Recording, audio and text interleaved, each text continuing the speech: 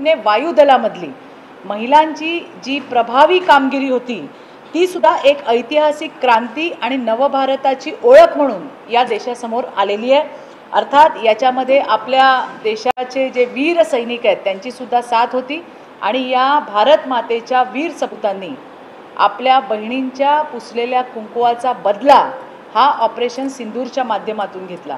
खरं तर या सगळ्या वीर जवानांना, या सैनिकांना आमच्याकडनं अभिवादन, आमच्याकडनं वंदन, त्यांच्या शौर्याचा, त्यांनी त्या ठिकाणी केलेल्या धैर्याचा, त्यांच्या दृढनिश्चयाचा आम्ही त्या ठिकाणी वंदन त्यांना करतोय, त्यांना सलाम करतोय। त्याचबरोबरीने त्यांच्या मागे कणखरपणे उभे राहणारे देशाचे लोकप्रिय प्रधानमंत्री नरेंद्रजी मोदी यांचे सुद्धा आम्ही आभार मानतोय की मोदीजींनी रणभूमीवर झालेला हा ऑपरेशन सिंदूरचा विजय हा संपूर्ण देशातल्या मातृशक्तीला त्या ठिकाणी समर्पित केला आणि ऑपरेशन सिंदूर हे नाव त्या ठिकाणी मोदीजींनी सार्थक केले। ऑपरेशन सिंदूर यशस्वी झालं। आतंकवाद्यांचे, दहशतवाद्यांचे ज्या छावण्या होत्या त्या उद्ध्वस्त झाल्या आणि स्त्री शक्तीचा सुद्धा ठिकाणी विजय झालाय। देशाच्या सैन्याचं शौर्य, सन्मान यांना वंदन करण्यासाठी भारतीय जनता पार्टी महिला मोर्चाकडनं संपूर्ण देशामध्ये सिंदूर यात्रेचं आयोजन करण्यात आलेलं आहे। प्रत्येक जिल्ह्यामध्ये ही सिंदूर यात्रा निघणार आहे। ही सिंदूर यात्रा प्रतीक आहे की त्या ठिकाणी ज्या आमच्या वीर जवानांनी, आमच्या महिला त्या ठिकाणी ज्या अधिकारी होत्या, ज्या सैनिक होत्या, त्या सगळ्यांना वंदन करण्यासाठी, त्यांचं अभिवादन करण्यासाठी ही सिंदूर यात्रा प्रत्येक जिल्ह्यातून संपूर्ण देशामधून निघणार। मी स्वतः 21 तारखेला माजी मुख्यमंत्री असलेले अशोक चव्हाण यांच्या इथे नांदेडच्या सिंदूर यात्रेमध्ये सहभागी होणार आहे आणि संपूर्ण जिल्ह्यांमध्ये, संपूर्ण राज्यामध्ये ही सिंदूर यात्रा होणार आहे। याची माहिती देण्यासाठी आजची प्रेस होती। या संदर्भात जर काही प्रश्न असतील तर विचारा। सिंदूर यात्रेमध्ये फक्त महिलांचा सहभाग असेल की पुरुष पण यात्रेमध्ये सहभाग होऊ शकतात? नाही, पुरुषही होऊ शकतात, परंतु विशेषतः तुम्ही बघितलं तिरंगा यात्रा आता निघतायत मुंबईमध्ये फार जोरदार आणि मोठ्या प्रमाणामध्ये राज्याचे यशस्वी आणि लोकप्रिय मुख्यमंत्री देवेंद्रजी फडणवीस यांच्या नेतृत्वामध्ये त्या ठिकाणी तिरंगा यात्रा निघाली आणि त्यात फक्त भाजप नाही तर अनेक जे सिव्हिलियन्स आहेत, ज्या लोकांना असं वाटलं ते सगळे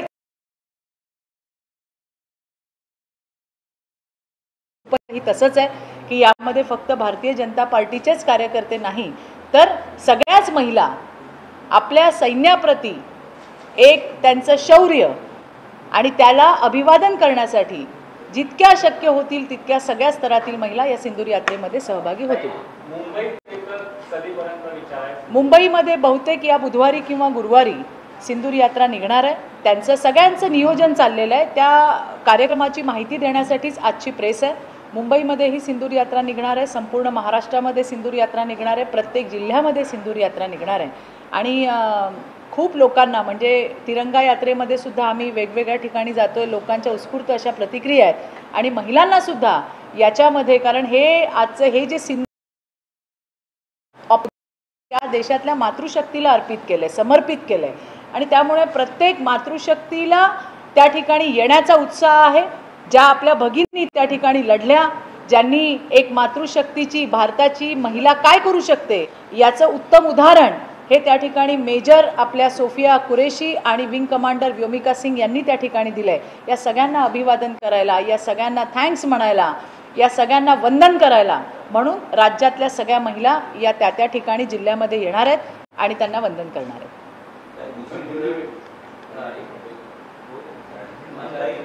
अभिनंदन, तुम्ही यात्रा काढताय, पण तुमचे नेते, काही नेते मध्य प्रदेशातील उपमुख्यमंत्री असो किंवा काही खासदार आमदार आहेत, या सिंदूर ऑपरेशनवरती एकंदरीत गालबोट लावताना येतात, वेगवेगळी वक्तव्य करतायत, चितावणीवर वक्तव्य करतायत। बघा, असल्या कुठल्याच बोलण्याचं समर्थन होऊ शकणार नाही। आता ज्या गोष्टी झाल्यात त्या मध्य प्रदेशमध्ये झाल्यात, मी तुम्हाला विश्वासाने इथे या ठिकाणी सांगू शकते की भारतीय जनता पार्टीचं शीर्षस्थ नेतृत्व आहे ते त्याची नक्कीच त्यांनी दखल घेतली सुद्धा असेल। येणाऱ्या काही दिवसामध्ये आपल्याला ते दिसेल। भारतीय जनता पार्टीच नाही, या देशातल्या कुठेही कशाही पद्धतीमध्ये आपल्या सैनिकांवरती, आपल्या सैन्यांवरती त्यांचं मनोबल खच्चीकरण होईल अशा पद्धतीची भूमिका घेणं हे योग्य नाही आहे।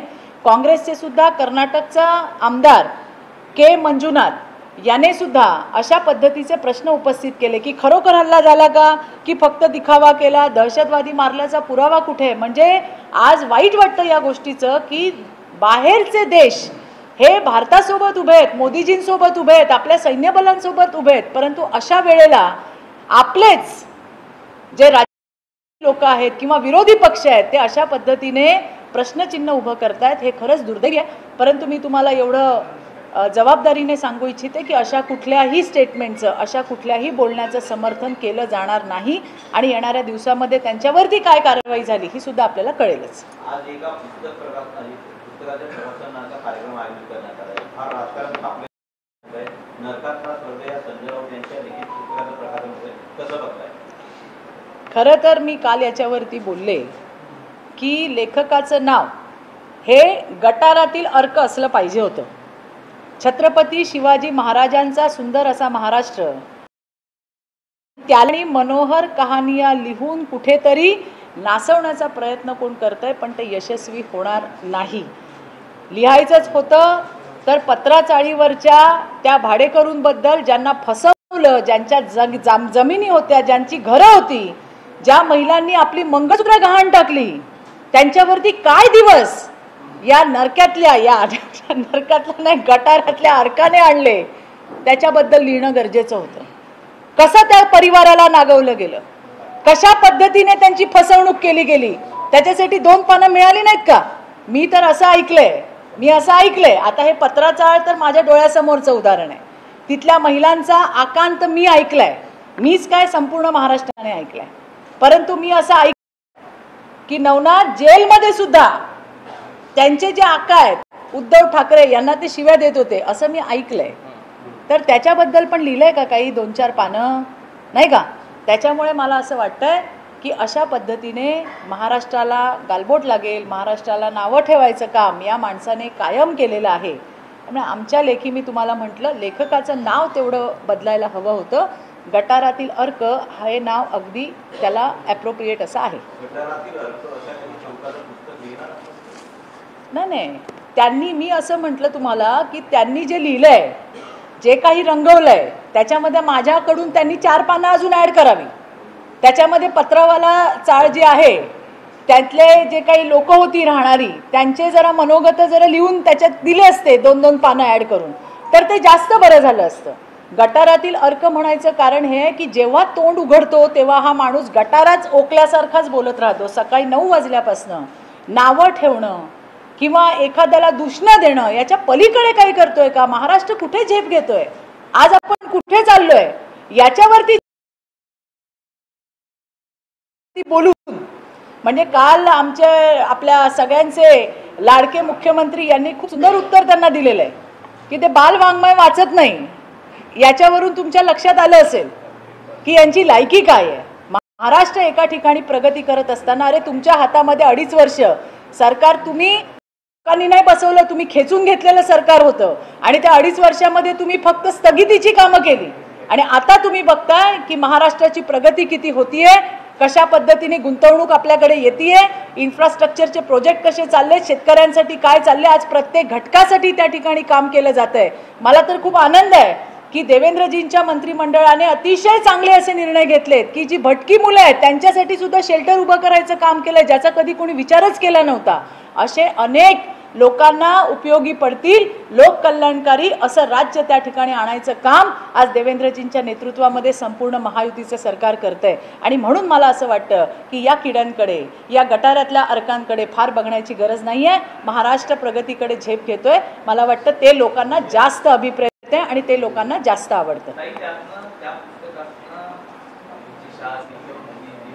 यांच्याबद्दल अनेक गोष्टी या मागच्या बाळासाहेबांच्या संदर्भात घडलेल्या देखील सांगत कुठेतरी भाजपला चिमटा काढण्याचा प्रयत्न देखील राऊतांनी केलेला आहे. त्याकडे कसं पाहता?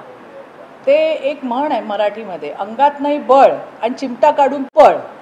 तशी या राऊतांची गंमत आहे. आलं का लक्षात? म्हणजे आता त्याच्यावरती बोलायला आमचे नेते तिथे गेले की पुन्हा त्याच्यावरती कुठेतरी विषय बदलवायचा. म्हणून मला असं वाटतंय की ते जे बोलतात किंवा ते जे लिहितात त्याला फार महत्त्व देण्याची गरज नाही आहे. आपण महायुतीचं सरकार काय काम करतंय, आम्ही सरकारमध्ये आहोत, आमची जबाबदारी कैक पटीने वाढलेली आहे आणि त्यामुळे आमचं सरकार या राज्यातल्या लोकांसाठी काय करतंय हे त्यांच्यापर्यंत नेणं, हे त्यांच्यापर्यंत पोहोचवणं मला वाटतं हे जास्त गरजेचं आहे. लोकांनाही विकास आवडतो. गप्पा किती दिवस मारणार, गप्पा किती दिवस ऐकणार आणि यांच्या खोट्या खोट्या रोज सकाळी उठून काहीतरी. बरं यांची लायकी काय आहे, काय लायकी यांची? एका महिलेला, त्या स्वप्ना पाटकर सारख्या महिलेला फोनवरनं शिव्या देणं. काय शिव्या दिल्या, कुठल्या भाषेमध्ये शिव्या दिल्या, इतक्या घाणेरड्या पद्धतीच्या शिव्या दिल्या. छत्रपती शिवाजी महाराजांच्या, महाराष्ट्राचं नेहमी नाव घेतात छत्रपती शिवाजी महाराजांचं, त्यांच्या नखाची तरी सर आहे का तुम्हाला? नखाची तरी सर आहे? तुम्ही का गेला होता जेलमध्ये, कशासाठी गेला होता? त्याची पण उजळणी झाली पाहिजे. आणि म्हणून मला असं वाटतं की या माणसाला फार महत्त्व देण्याची गरज नाही आहे. आपण विकासावरती बोलूया. जो विकास सगळ्यांसाठी आहे, या महाराष्ट्रासाठी आहे, त्याच्यावरती आपण सगळ्यांनी बोललं पाहिजे असं मला वाटतं. या पुस्तकाच्या माध्यमातून राऊत स्वतःचाच एक अजेंडा, स्वतः सर्व काही आहे असं देखील दाखवण्याचा भाग असल्याचा देखील आरोप आता मनसेकडनं केला जात आहे. स्वतः शिवसेनेचे मोठे नेते असल्याचा देखील भास ते करत असल्याचा देखील आरोप. नाही, त्यांच्याकडे भास आणि आभास, त्याच्या पलीकडे काय नाहीच आहे. जे आहे ते तोंडातच आहे. मी तर मोदीजींना हात जोडून नम्र विनंती तुमच्या माध्यमातून करते की या सगळ्या वाचाळांना, या सगळ्या गटारातल्या किड्यांना एका गाडीत भरा आणि कृपया यांना बॉर्डरवर सोडून या. एक दिवस जरा बॉर्डरवर ठेवा यांना आणि तिथे टकळी चालवा म्हणा. मग तुम्हाला लक्षात येईल आपले सैनिक काय करतायत, मग तुमच्या लक्षात येईल की मोदीजींची स्ट्रॅटेजी काय आहे, मग तुमच्या लक्षात येईल की अमित भाई त्या ठिकाणी काय करतायत. इथे बसून फक्त सगळ्या पत्रकारांना गोळा करायचं आणि रोज सकाळी उठून जी गरळ ओकायचं काम आहे. तर या सगळ्यांना म्हणजे मुझे कहना है मोदी जी से, मोदी साहब से कि भाई इन सबको एक गाड़ी में बिठाओ और इनको बॉर्डर पे छोड़ दो. एक दिन के लिए तो रखो, तो इनको पता लगेगा कि सरकार क्या कर रही है और मोदी जी क्या कर रहे हैं. धन्यवाद. ठीक आहे पोरांनो, थँक्यू. हिंदीमध्ये शॉर्ट मध्ये हमने देखा कि किस प्रकार से पहलगाम में 26 लोगों की हत्या की गई, बहुत ही बर्बरता के पूर्वक. और इसका जो है जवाब, ठोस जवाब मोदी जी ने ऑपरेशन सिंदूर के जरिए दिया है. मुझे ये लगता है कि ये जो विजय हुआ है, ये महिलाओं को समर्पित विजय ये मोदी जी ने वहाँ पे दिया है. इस पूरे मिशन की जानकारी मेजर सोफिया कुरैशी और विंग कमांडर व्योमिका सिंह जी, इन्होंने पूरे जगत के सामने रखी. इससे महिला शक्ति भारत की क्या है, संरक्षण दल हो, सेना हो, कितनी प्रभावशाली कामगिरी, प्रभावशाली काम महिला कर रही है, इसका एक द्योतक पूरे देश के सामने आया है. आज भारतीय जनता पार्टी महिला मोर्चा की तरफ से पूरे देश में अपने सैनिकों का त्याग, उनके शौर्य के तहत उनको वंदन, उनको नमन करने के लिए सिंदूर यात्रा निकाली जा रही है. ये सिंदूर यात्रा पूरे देश में निकाली जा रही है, अपने महाराष्ट्र में भी निकाली जा रही है. बुधवार या गुरुवार को मुंबई में होगी, 21 तारीख को होने में मैं खुद जा रही हूँ और हर जिले में, महाराष्ट्र के हर जिले में सिंदूर यात्रा होगी, जिसमें भारतीय जनता पार्टी की ही नहीं और भी बहनें जुड़ना चाहती है और वो जुड़ जाएंगी. हमने देखा कि किस प्रकार से मुंबई में परसों राज्य के लोकप्रिय मुख्यमंत्री देवेंद्र जी फडणवीस, इनके नेतृत्व में तिरंगा यात्रा निकली, जिसमें बहुत सारे लोग जुड़ गए थे. इसी प्रकार की सिंदूर यात्रा पूरे महाराष्ट्र में भी निकाली जाएगी. ये मुझे आपको जानकारी देनी थी और इसीलिए आज की ये प्रेस कॉन्फ्रेंस थी. धन्यवाद. एक मराठी प्रश्न आहे. काँग्रेसचे ज्येष्ठ नेते माजी गृहमंत्री पी चिदंबरम त्यांचं एक वक्तव्य आलं की इंडिया आघाडीचं भवितव्य फार दुस्तर आहे, भाजपा बलाढ्य आहे, अशा प्रकारचे त्यांचं वक्तव्य. बरोबर बोलले ते. त्यांना झाला काय म्हणतो, त्यांना प्रचिती आली, आत्मप्रचिती, तशी या बाकीच्यांना आली तर बरं होईल. कारण जे समोर दिसतंय, जे चित्र समोर आहे, त्याच्यावरती पी चिदंबरम यांनी त्या ठिकाणी वक्तव्य केलं असेल. यांचं एकमेकांशी पटत नाही आहे. आपण लोकसभेला बघितलं की कशा पद्धतीने एक फेक नरेटिव्ह संपूर्ण देशामध्ये चालवून लोकांची दिशाभूल करायचं काम केलं. लेकिन झूठ ज़्यादा दिन टिकता नहीं है. या देशातल्या जनतेने दाखवून दिलं, महाराष्ट्रातल्या जनतेने दाखवून दिलं. आणि कधी नव्हे इतकं जबरदस्त मॅन्डेट हे महायुतीला त्या ठिकाणी देण्यात आलंय. मला वाटतं पी चिदंबरम यांना जी प्रचिती आली तशी महाराष्ट्रातल्या इंडिया आघाडीच्या नेत्यांना पण यावी एवढी सदिच्छा. काही जयंत पाटलांनी याला धरून भाष्य केलेलं आहे की कुठलाही प्रश्न नसलेलं राज्य तयार करण्यामध्ये कुठेतरी सत्ताधाऱ्यांना यश आलंय सोशल मीडियाच्या माध्यमातून. बेकारी नाहीये, महिलांवर अत्याचार नाहीये, वाढले नाहीये.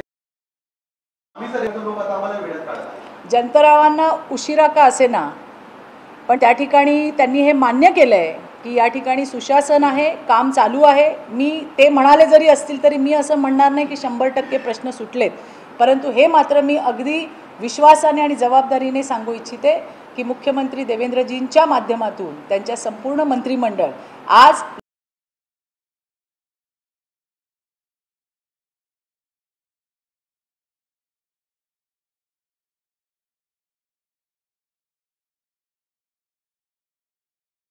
ओळखीतले आहेत. त्यामुळे याच्यावरती सुद्धा येणाऱ्या दिवसामध्ये कारवाई होईल. महिलांसाठी ज्या योजना केल्या आहेत किंवा त्यांच्यासाठी ज्या हेल्पलाईन केल्या आहेत त्याचा सुद्धा अवेअरनेसचा एक कार्यक्रम लवकरच आम्ही घेणार आहोत. थँक्यू. सर्वांचे मनापासून धन्यवाद. थँक्यू. चला.